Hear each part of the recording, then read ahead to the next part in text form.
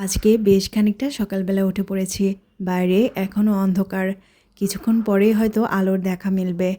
আর আমি সকালবেলা কী রান্না করছি চলো তোমাদেরকে একটু দেখাই। চিকন চালের ভাত হবে আর সিম দিয়ে আলু দিয়ে একটা ভর্তা করব।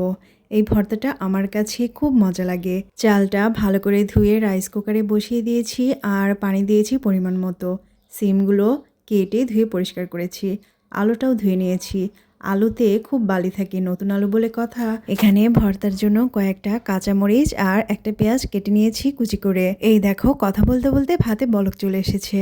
তারপর আমি বলকটা ঘন হয়ে আসার পর সিমগুলো ভাতের মধ্যে দিয়ে দিলাম।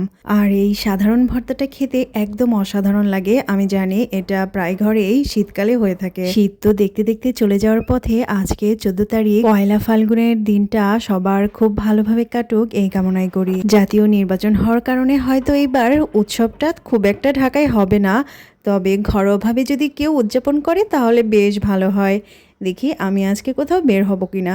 যদি বের হই অবশ্যই তোমাদের সঙ্গে কিছু ছবি শেয়ার করব। বিয়ের পর এটাই আমাদের প্রথম ভালোবাসা দিবস এবং পয়লা ফাল্গুন দুজনে মিলে একটু উদযাপন না করলে কি হয়। দেখি আমার হাজবেন্ড বাসায় আসুক, আমাকে আজকে কোথায় নিয়ে যায় এবং কি কি সারপ্রাইজ দেয়। অনেকটা গল্প করে ফেললাম আর গল্প করতে করতে আমার ভর্তাটা প্রায় রেডি।